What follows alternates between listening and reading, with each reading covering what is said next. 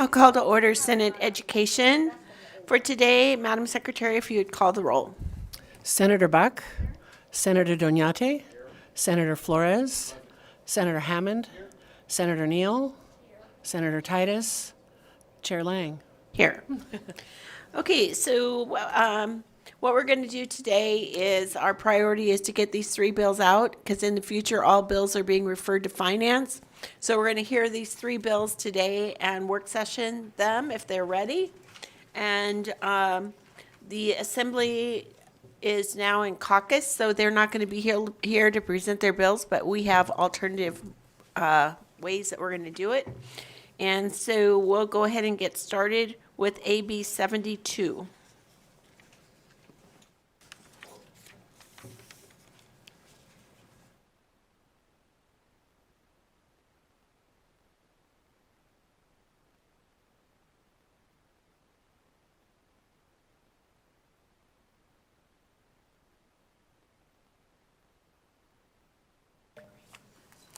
Thank you, Madam Chair and members of the committee. For the record, I'm Alex Drozdoff, Committee Policy Analyst for the Assembly Committee on Education, and I'm joined by Ms. Sturm Gaynor. We are here to present Assembly Bill 72, which creates the Advisory Committee on the Safety and Well-Being of Public School Staff. We served as the Research Division staff on the Joint Interim Standing Committee on Education this previous interim, which is why we are here to present the bill. As nonpartisan legislative staff, we can neither support nor oppose any measure. Assembly Bill 72 creates the Advisory Committee on the Safety and Well-Being of Public School Staff.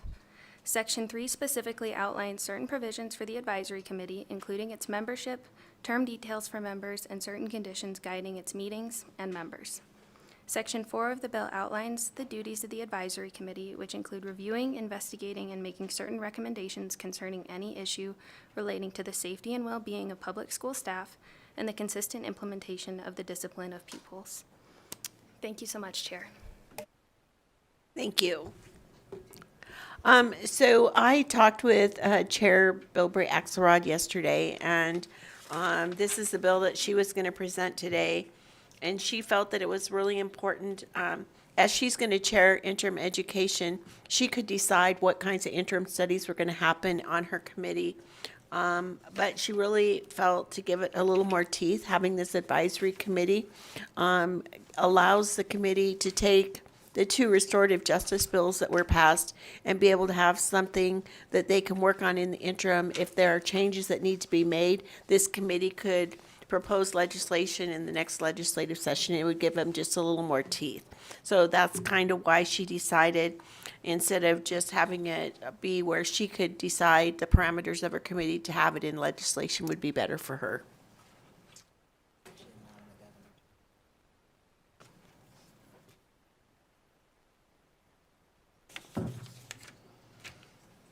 Ask a question.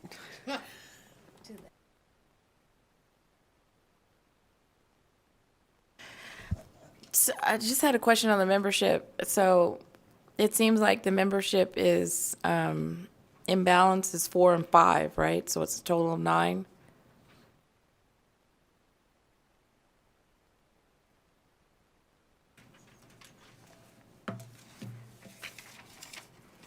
Or is it 5 and then 3, so 8?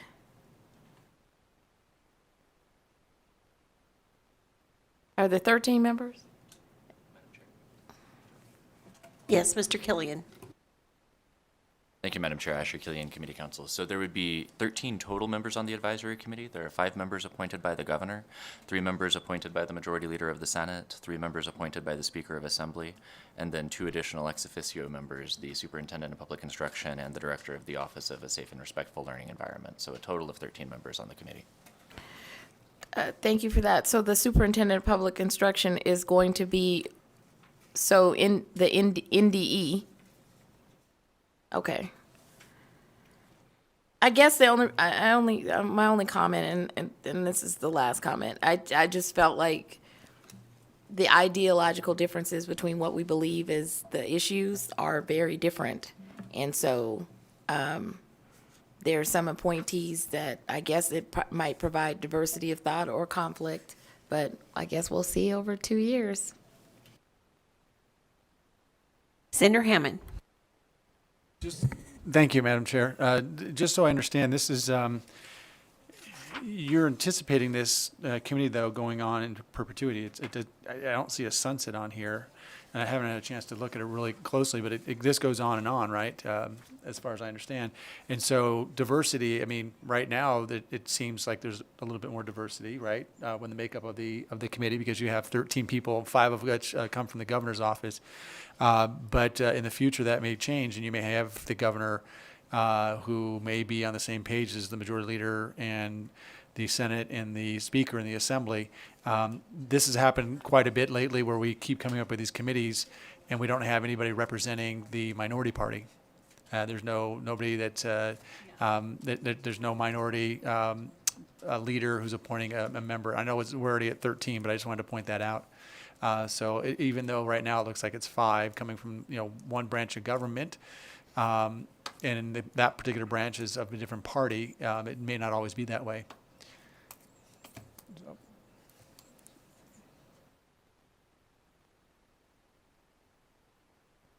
And I would propose that we sunset it for 2, just kidding.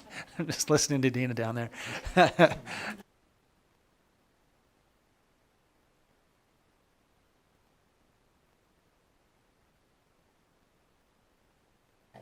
Could we do an amendment to sunset this committee after 2 years? Jen Sturm, Gaynor Committee Policy Analyst. That's certainly something the chair can decide, then the committee decide to do if and when this bill is work sessioned. 2 years. Okay, let's take testimony first. Okay. I'm sorry, Senator Buck has a question. Is it possible to have one of maybe the governor's people instead be from the minority party of the legislative body?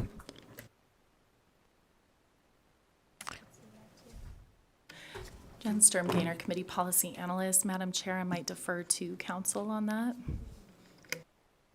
Thank you, Madam Chair. Asher Killian, Committee Counsel. So just to go into a little more detail about the requirements for the various appointed members, the 5 members appointed by the governor are required to be licensed either as teachers or other education professionals, and at least 4 of them have to be classroom teachers. The 5th one has to hold an education license, but doesn't necessarily need to be a classroom teacher. But all of them need to be licensed under Chapter 391 of NRS. The 3 appointments by the majority leader: 1 is a senator, 1 is an education support professional employed and working at a single school site, and 1 is an administrator of an elementary school. The members appointed by the Speaker: 1 is a member of the Assembly, 1 is an education support professional who works for multiple schools within a district, and the 3rd is an administrator of a high school. So of the 13 total members, 11 would be education professionals of some sort, and only 2 would be legislators. Thank you. Okay, if you want to step back, we'll go ahead and take public comment. Is there anyone in Carson City wishing to give public comment? In Las Vegas?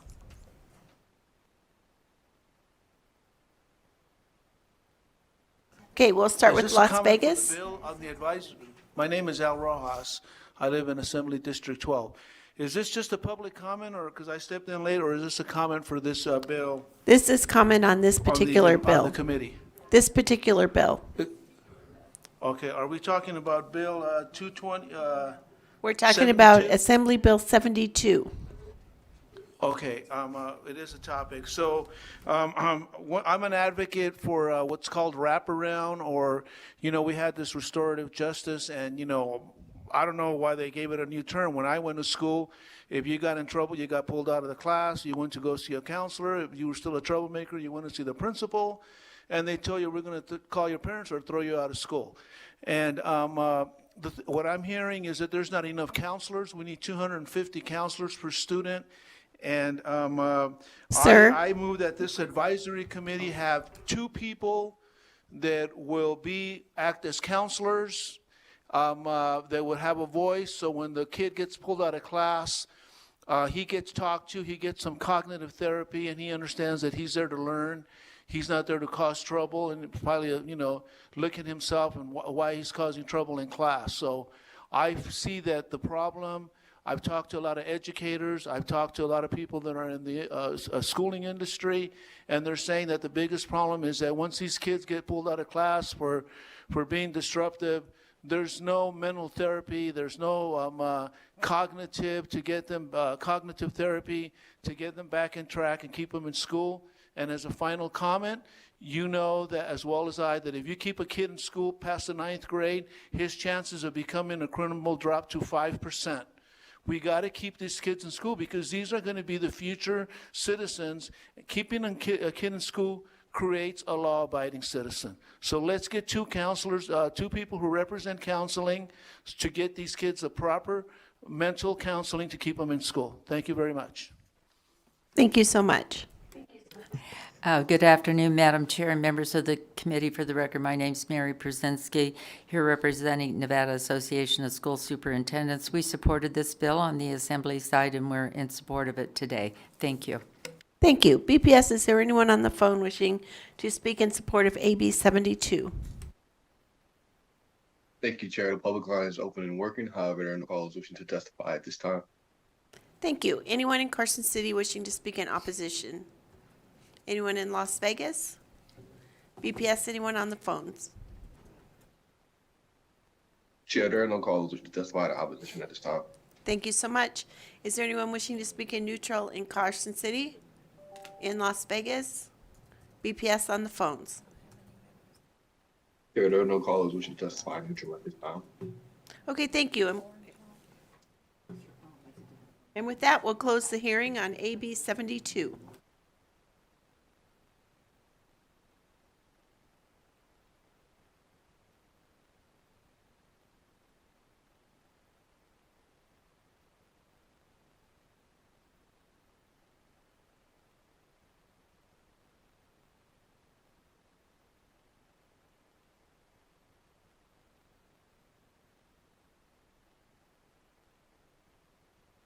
Okay, we'll go ahead and work session this bill, if the committee is okay with that.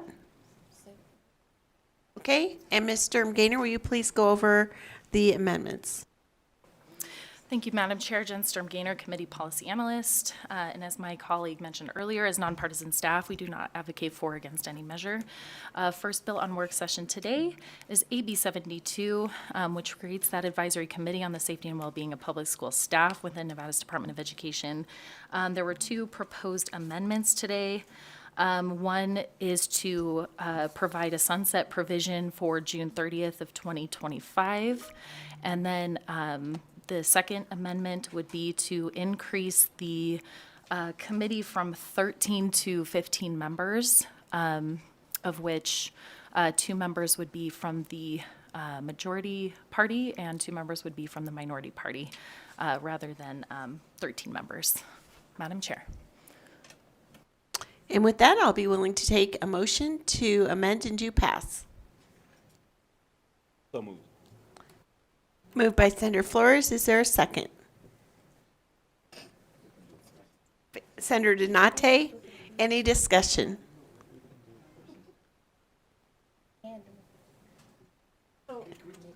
Under discussion, thank you. I do like the sunset option. I think certainly we can do a review of the process since we do have these restorative justice bills coming out. I think it's not a bad idea. It came from the Education Committee, which I was not on. But I think if the interim committee has found that this is something that they need to do, I'm certainly willing to support it. But again, only if it's a sunset. And I'm not sure I like the 13 to 15 measure, that amendment. So maybe some other thoughts. But certainly I like a sunset. Any other questions or concerns? Just, if I could, Madam Chair. Yeah, I mean, we're kind of, workshopping this as we go along, and I think I'll be all right for right now, and then kind of think about it some more, because I'm trying to understand it, because going, I mean, anytime you add and, going from 13 to 15, it becomes a little more cumbersome. I get that. You don't want to be too big, but I think I'll be all right with it for right now. I can pass it out of committee. I really like the sunset idea. Senator Neal. Thank you, Madam Chair. So I understand the work that's gone over the interim. The only thing as I just would like to make sure there's diversity or diversity of thought at least. I mean, because I feel like a poor child or, poor white child from the rurals, Latino and Black children, there's nothing in here that says that they would be represented in terms of what are their challenges. So, but Senator Neal, would you like us to add a sentence in there? We could make it as part of the amendment. yes, I would. And Do you have some idea about how would you like to so phrase I that? just making sure that there's at least diversity. If you can't find diversity in people, that you at least want to talk about how different children coming from different environments, that perspective at least needs to be addressed within that committee or represented by someone on that committee. Okay, Senator Hammond has an idea. Okay, I'll be real quick, Senator Flores. Look, if we're going to sunset this, then the idea of adding the minority party, putting people on there, probably isn't necessary if you already have the governor with 5 folks on there. So I think that if we could, I don't mind taking off the additional people, making sure that we had the sunset provision in there, and then whatever it was that Senator Neal wanted. I appreciate that because you were an unsupervised child and you're. Okay, I'm sorry, Senator Hammond.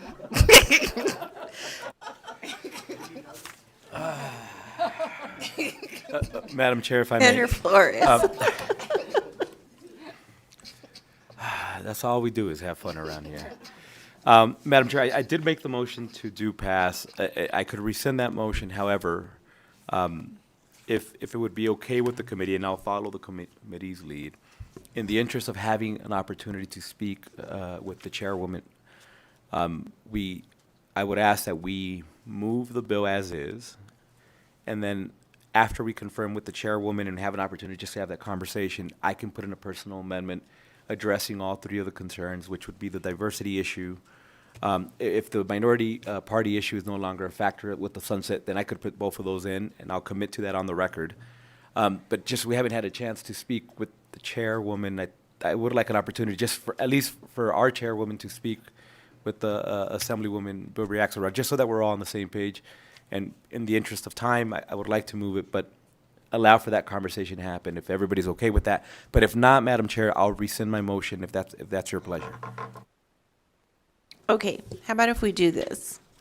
I think it's really important that we move the measure with the sunset, because I think that's something we all agree on, that we need to have the sunset. So why don't we move the bill, we'll have you rescind your motion, just move the bill with the sunset, and then how about if I can continue to have conversations with her, because I'll be the vice chair of the interim committee, and I can take your concerns to her as this committee is being developed. Okay, so at this time, I'd like to rescind my motion to do pass, and rather I'd like to make the motion to amend and do pass Assembly Bill 72, adding the amendment of a 2-year sunset. And that is my motion, Madam Chair. Okay, is there a second? And second by Senator Hammond. Any discussion? I will support with my right to change my, thank you. I'll support right now with my right to change on the floor. Okay, thank you. All those in favor say aye. Aye. Opposed? Motion carries. Senator Flores, will you take that to the floor? Yes, thank you. Okay. We're gonna go to open the hearing on Assembly Bill 226 and Senator Donate.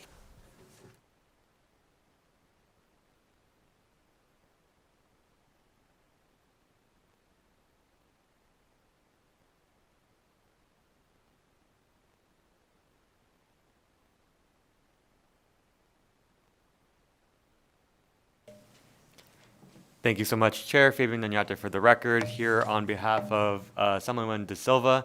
Thank you, Madam Chair, members of the committee. Today we are here to present Assembly Bill 226, which revises provisions governing tuition for certain students.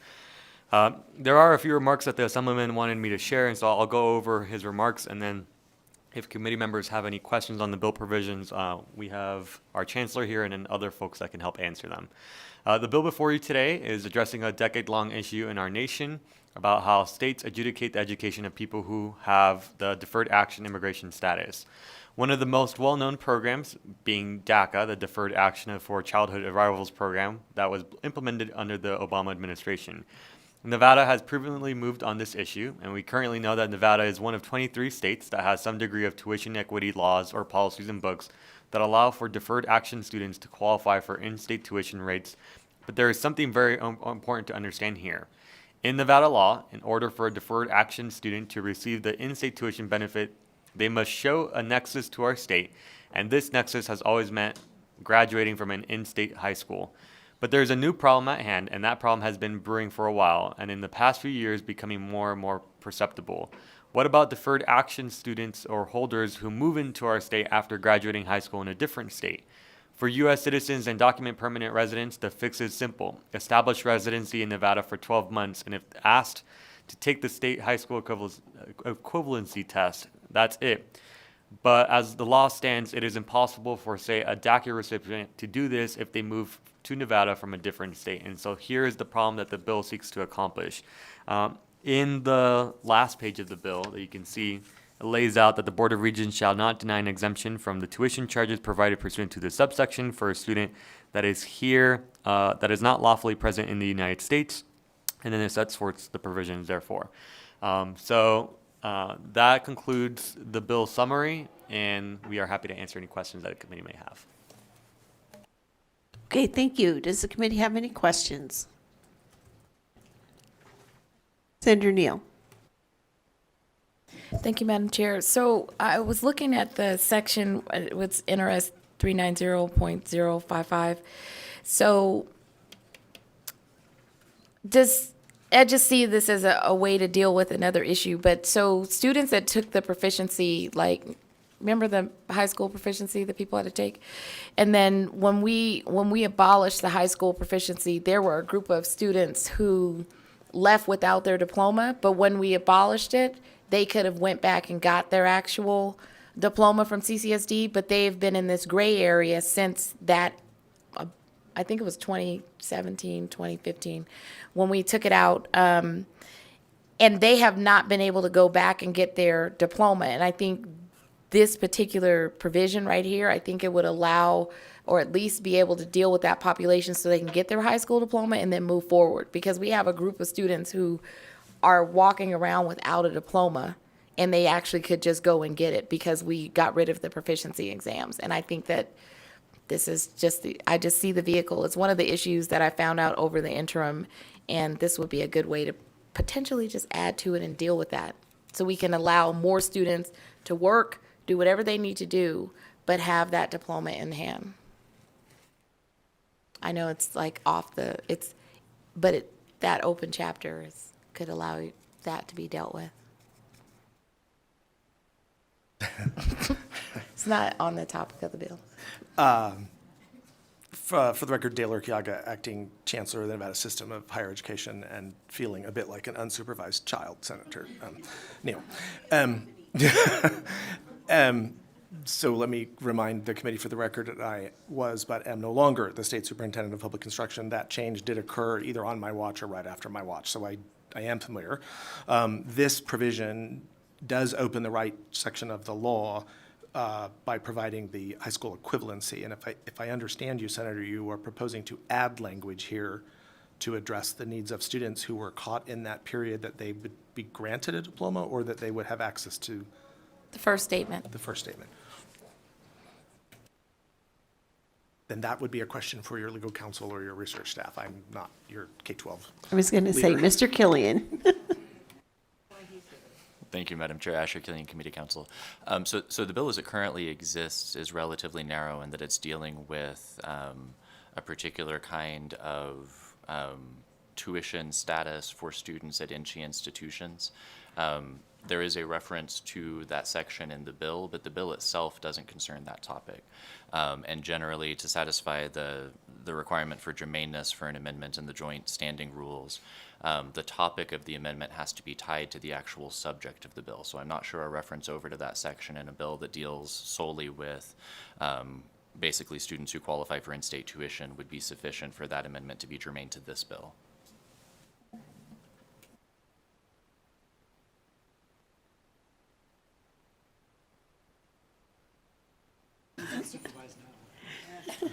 Any more comments? Any comments on this side? Okay, if you want to step back, well, If I you may, have a comment? actually, Sure, you do. go And, ahead. Madam Chair, Dale Urquiaga from, now I forgot where I work. Thank you, Senator Neal. The System of Higher Education. We do have in Las Vegas someone from the UNLV Boyd School of Law who is an expert in immigration law, and should the committee wish to hear from him. What I need to say, a couple of things on behalf of the system. I have worked with Mr. De Silva, and I am here at his request today to support this bill. So this is a complicated measure. It does absolutely the right thing, and it does it in some very clever ways, thanks to Mr. Killian and your legal staff. And so I am here to support this bill, as I supported it in the other house. I'm also, as I go, and Mr. Killian is aware of this, building a record about the remedy that is provided here for this federal law. So a bit of explanation, I'm not a lawyer. Current federal law, as Senator Doñate has stated in the comments from Assemblyman De Silva, prohibited the Board of Regents from extending in-state tuition to this class of students in a deferred status. We have done it by policy for the body, the population in Section 5 of the measure, but in Section 6 of the measure, the more common deferred status of DACA, the current board policy does not allow that. And so, as this senator has said on behalf of the Assemblyman, now students are aging out. And so it used to be okay, you graduated from Nevada High School if you were in deferred status and we could give you in-state. Well, now some students are 30 and they're still DACA and they come to our state and they're caught and not able to have in-state tuition, so they pay a significant amount more for their education. So where we have landed after many, many conversations with the lawyers, the current administration in Washington, D.C. issues policy and has interpreted the federal law in a manner that allows this application that you see here under deferred status. So we could provide that in-state tuition. If that administration were to change and that policy interpretation change, it leaves the system of higher education exposed to violating federal law. And so your council has provided the sort of stopgap here that if the Attorney General of Nevada issues a finding that the current policy interpretation of the federal government is such that we can apply this, then this gate is open. And so I am building this record because, as you all know, I will not be here much longer. And so I want you to understand, and I want the record to reflect that if we are wrong, what we put at risk is student financial aid from the federal government. And that averages between $390 million and $410 million over the last 4 or 5 years. The recipients are about 45,000 of my students, it's about half of my students. And so it is imperative that your lawyer and my lawyer and the state's lawyer continue to work on this finding, and so that it is narrow and defensible, because the law as proposed does not provide a safe harbor for NCHE should the federal government decide that we have violated that federal law and they try to revoke our federal aid, which we do not want to do to our students. So I'm simply here to say, yes, we support this intent. It's the right thing to do for this group of students who, frankly, members of my family in the last century would have been this type of student had such a program been in existence. They were born in another country and they were brought here and they had to join the military to become students. So I do get this, and it's the right thing to do, which is why I support it. I also want you all to understand this is a place where your branch of government and the Attorney General and the system need to continue to work together to ensure that we protect financial aid as well as our DACA students. Thank you. And in Las Vegas, did you have something to add? Or are you Only just there briefly, for Michael questions? Kagan. I can be here just for questions.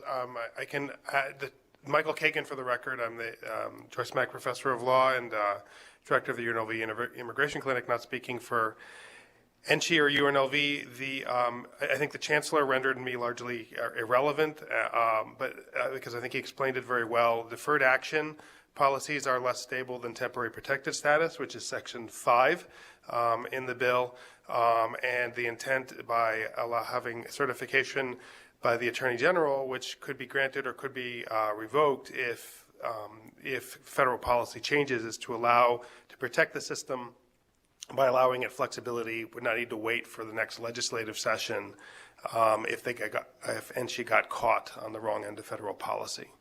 And other than that, I am at your service to answer questions.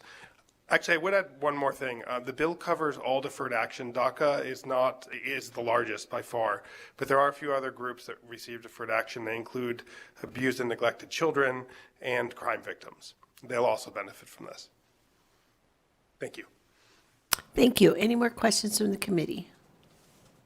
Seeing none, we'll take public comment. Anyone in Carson City or Las Vegas wishing to give public comment?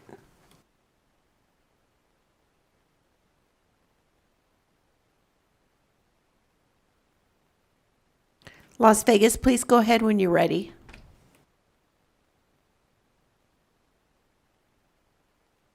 Thank you all for being here today. My name is Tessie Angel Ramirez. It is spelled Teissy. And I stand before you as a proud member of Make the Road Nevada. But most importantly, for the record, I am also advocating not only for myself, but for my fellow peers that are also under DACA and many more individuals like Mr. Michael Keegan has just explained. I am in full support of AB 226. I have full faith in your vote to support individuals like myself to keep thriving here in Nevada. We have a lot more to offer. We have grown here in this country, we attended school, and now we are working hard to fulfill our dreams. It is only fair that AB 226 grants us a pathway for in-state tuition. AB 226 will allow us to fully embrace the opportunity, again, this state has to offer. Today, I urge this board to make a smart move and pass AB 226. Help us thrive, contribute, and fulfill our dreams in a place we call home, Nevada. Thank you. Thank you. Next person, please. Yeah, my name is Al Rojas. I live in Assembly District 12. I wanted to make a point that, I am a degreed engineer, and at least for my generation, it was very clear that an investment in an American education is an investment in America. If you learn the American ways and the American system, you're an asset to our country. The previous administration at one time was supporting DACA, but it did not get supported by the opposing party. And of course, the present administration is supporting DACA. This is of course, we have to do something about this immigration problem, make it easier for qualified people to come here. But these kids know our system. They're an investment in America. They know English. And we want to keep people in school because I believe it creates law-abiding citizens like myself who respect our system, respect our country, and understand its ways. So I encourage this bill because it encourages education. It encourages people to stay in school. It encourages people to contribute and become contributors, and it's an investment in America. Please support this bill. Thank you. Thank you, Mr. Rojas. Okay, in Carson City. Good afternoon, members of the committee. My name is Erika Castro, ErikaCastro, and I'm here on behalf of the Nevada Immigrant Coalition as well as PLAN, the Progressive Leadership Alliance of Nevada. I am here in support of AB 226 because taking down barriers for students who want to pursue higher education is good state policy. I hope you can support this policy and keep investing in the education of all Nevadans, especially people like me. I am undocumented, and it took me 10 years to be able to graduate from UNLV because, again, I am undocumented and I don't have access to any a lot of financial aid. So I was able to pay in-state tuition, but I cannot imagine my peers who are undocumented and are having to pay out-of-state tuition, how long it would take them. So I urge you to support this because Nevada is our home and we want to make sure that just as we are investing in this state, that you all invest in us as well. Thank you. Thank you. Next. Madam Chair, members of the committee, Michael Flores with the University of Nevada, Reno. Here in support of AB 226. I want to thank the sponsor for working with us during the interim. We worked with Professor Kagan and Esther from CSN on this because we heard directly from students about how this was impacting their college experience. And Senator Flores last session worked on a piece of legislation that would allow the Silver State Opportunity Grant and the Promise Scholarship to be open to all of our residents that graduate from a Nevada high school. And I think this is consistent with that to take down barriers to make sure that we're getting more students in our workforce and prepared through our NC institutions. So we urge your support. Thank you. Thank you. Go ahead. Thank you. Good afternoon, Madam Chair, members of the committee. Constance Brooks, representing the University of Nevada, Las Vegas. I echo the sentiments of those who supported the bill prior to my testimony. And we also want to express our appreciation to Assemblyman De Silva for his work in the interim and for the inclusion of the Boyd School of Law and their expertise. Thank you very much. Thank you. Please go ahead.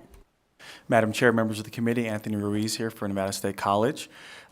We have many students that would benefit from this piece of legislation, and as the acting chancellor said, it's the right thing to do, so we urge your support. Thank you. Thank you. Anyone BPS on the phones wishing to speak in favor of AB 226? Testify in support of. Go ahead, Joe. To testify in support of AB 226, press star 9 to take your place in the queue.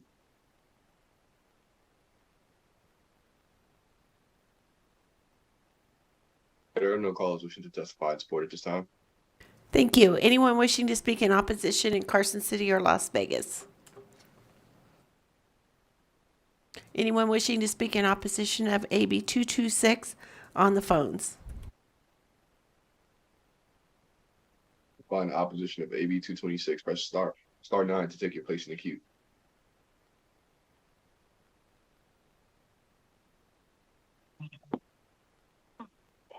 So, I speak in opposition. Hello? Please go ahead. I speak in opposition. Yes, I speak in opposition to it. Make sure you state your name, please. My name is Scott Thompson. I speak in opposition to this bill, as it is a racist bill, and it favors one group over the other, and it steals money from hardworking people.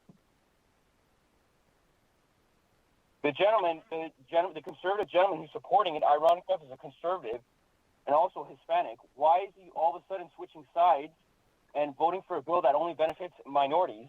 His group, to be exact. Is he a Mexican supremacist, or what's the deal?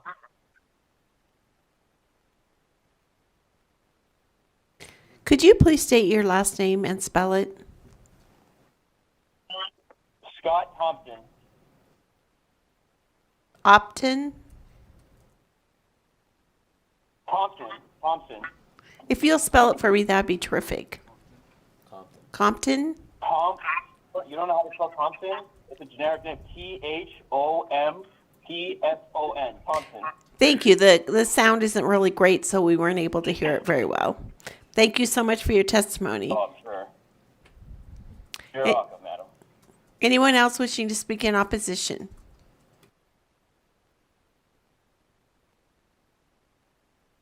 There are no more callers at this time. Okay, anyone wishing to speak in neutral in Las Vegas or Carson City? Anyone wishing to speak in neutral on the telephone lines? The public line is open and working. However, there are no callers wishing to speak at this time. Okay. Senator Donate, did you want to say any closing remarks? Nope. Okay, we'll close the hearing on Assembly Bill 226 and Ms. Sturm Gaynor. Thank you, Madam Chair. Jen Sturm Gaynor, Committee Policy Analyst. Next bill on work session is the bill we just heard, AB 226, which revises provisions governing tuition for certain students. At this time, there are no proposed amendments. Madam Chair. Thank you. I'd be willing to take a motion from someone on the committee. I I move to do pass Assembly Bill 226. As a due pass for Assembly Bill 226, do I have a second? Second from Senator Neal. Any discussion? Senator Titus. Thank you. I'm going to support it out of committee with the right to possibly change on the floor. Thank you. Thank you. Okay, all those in favor say aye. Aye. Opposed? Motion carries. Senator Neal, will you take that to the floor? And we'll open the hearing on Assembly Bill 443.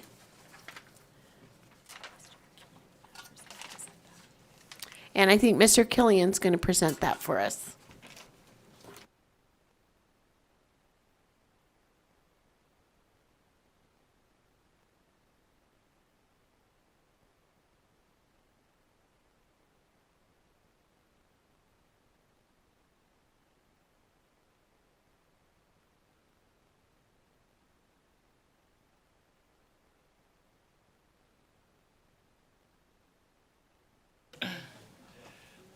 Thank you, Madam Chair, Asher Killian, Committee Council. And as your policy analyst gave our disclaimer earlier, I'm here as your nonpartisan staff, neither to support nor oppose any piece of legislation. This piece of legislation is before the committee, and I'm here to explain how it operates and explain its effect. And I also would like to thank Ms. Pavlov-Thomas from the Research Division, who is sitting behind me. If the committee has any more substantive questions about where the bill came from, I may need to phone a friend to have her back me up on that.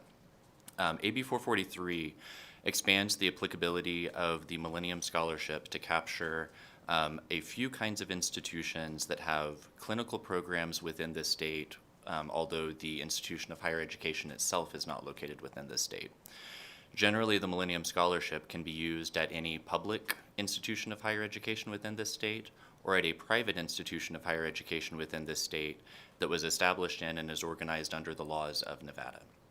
There are some, particularly nursing programs, that are operated from institutions that are across the state line, but that operate their clinical programs at medical facilities within this state. And what AB 443 would do is to declare those programs at those institutions that are across state lines but that operate their clinical programs within the state to be eligible institutions for the Millennium Scholarship, and then make a corresponding change so that any student that is enrolled in one of those clinical programs where the clinical portion is performed in this state, to make those students eligible to receive the Millennium Scholarship. That is the totality of the bill, and I'm happy to answer any questions if the committee has them, and if they get into the policy side, I may call on Ms. Pavlov-Thomas to back me up. Okay, thank you. Any questions, committee? Senator Titus. Thank you, Madam Chair. The students still have to be Nevada residents, correct?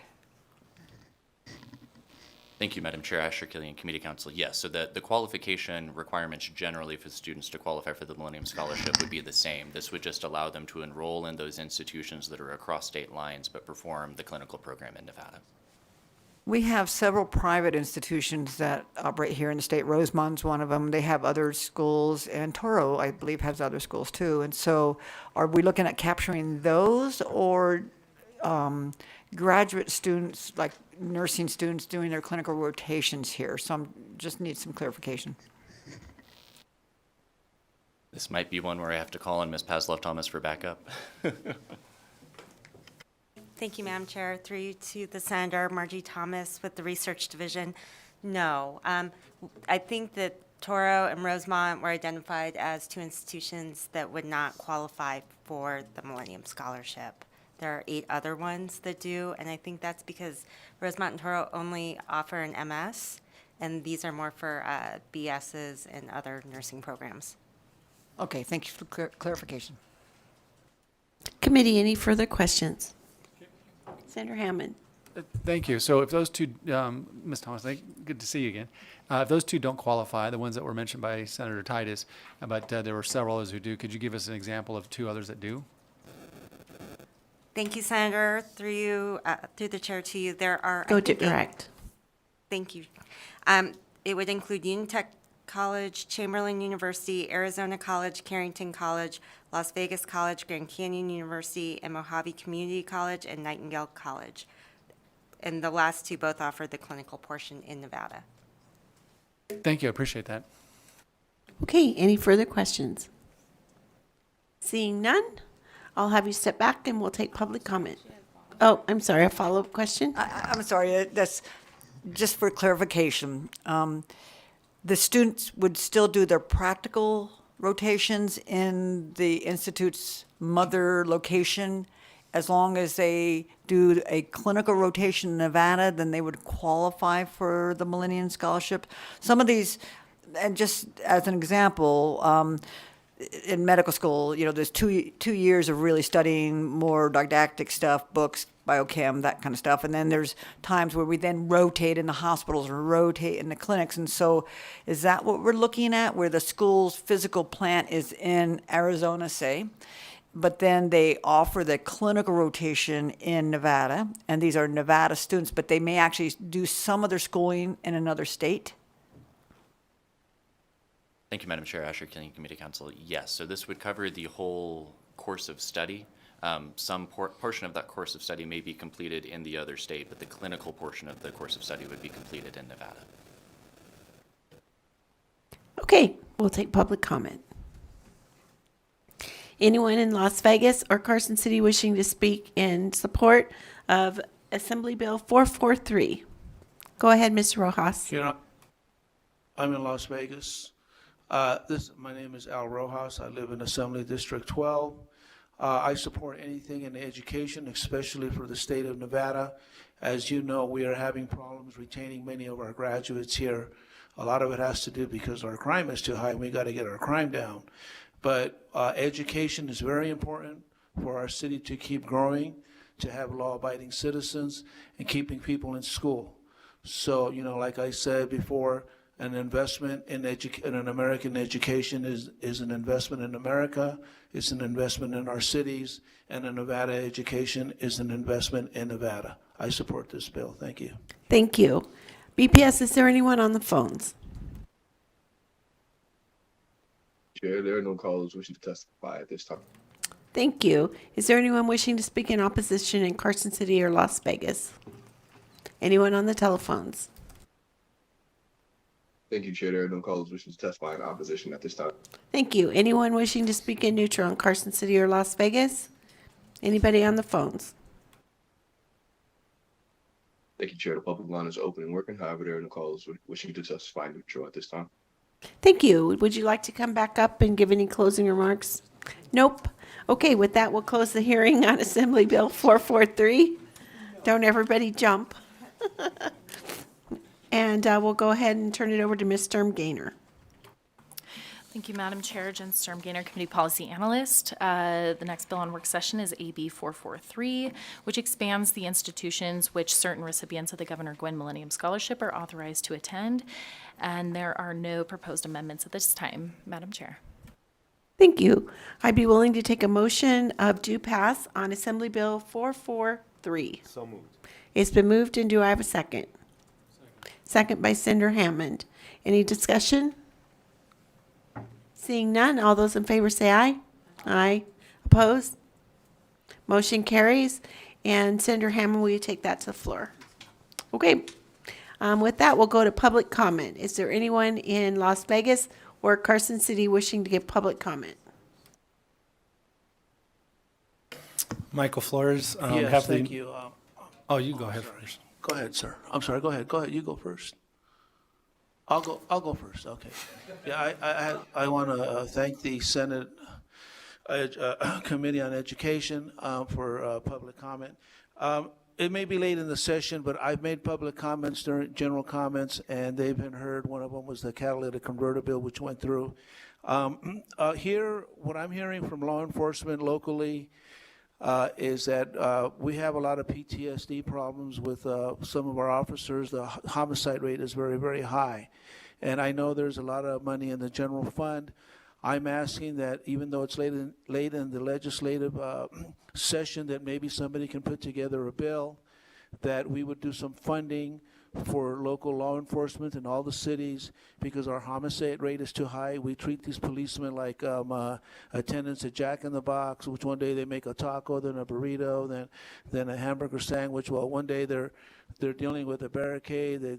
They have to shoot somebody who's trying to murder somebody. They go to domestic violence. They got to pull a cat out of a tree. they got to do a traffic ticket. It's very stressful. And people in the know that have been in law enforcement for a long time are saying that policemen suffer PTSD just like veterans. And so hopefully we can put together some kind of a bill or something before the legislation's out that addresses this, because, you know, we don't want to wait 2 years and then come up with a bill. It's going to be a big issue in 2022, funding the police and keeping our inner city safe. And the mental health of our law officers is a big part of it. Let's start a bill to support PTSD for local law enforcement. Thank you. Thank you so much. Go ahead, Mr. Flores. Thank you, Madam Chair, members of the committee. Michael Flores on behalf of the University of Nevada, Reno. And my friends Lindsay Anderson and Brad Keating used to do a Good News Minute, and we have done no Good News Minutes this session. And so I just wanted to recognize that we had over 3,000 graduates last week from the University of Nevada, Reno, and we're so proud of them. And I also want to officially welcome Mr. Killian to the Wolfpack, who will be finishing up his Master's in Public Administration at the university. And so we're happy to welcome him to the Wolfpack, and I know we have a lot of Rebel fans in here, so I'm a graduate from UNLV as well. So, but thank you. Thank you so much. BPS, is there anyone on the phones wishing to give public comment? Would like to provide public comment. Press star 9 to take your place in the queue. Madam Chair? Please go ahead. It's me, Madam Chair. Yes. May I go ahead? Hello? Yes, please go ahead. Yeah, I just want to let you know I tried to speak in opposition to AB 226. I wasn't able to do so, so I understand it's not the right time, but just food for thought. Okay, sir, I am really sorry. That we missed you, but the bill hearing is closed, so I can't take any further comment. But I'm happy to have you give public comment on anything other than the bills. But make sure you state your name. No, that is, I think I did what I wanted to do. Thank you so much, Cyrus Ojadi. Thank you. Okay, Senator Titus. Thank you, Madam Chair. Since we're acknowledging how proud we are of our NSHE programs in schools, I want to give a shout out to a Wolfpack grad, Caleb Martin, who is playing in the finals. And so he was a wonderful Wolfpack player, went to many of his games when our coach was Musselman still, and we're really proud to see him in his endeavors. So go Pack. Thank you. That's great. Thank you. Madam Chair. Yep. We have a guest, Mr. Connor Kane. And I just want to know what he thinks about education.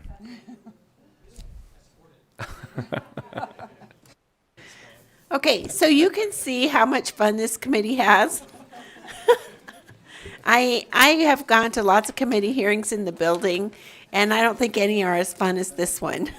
So I really appreciate everyone up here, and this is our final edition. All the bills from now on are going to finance.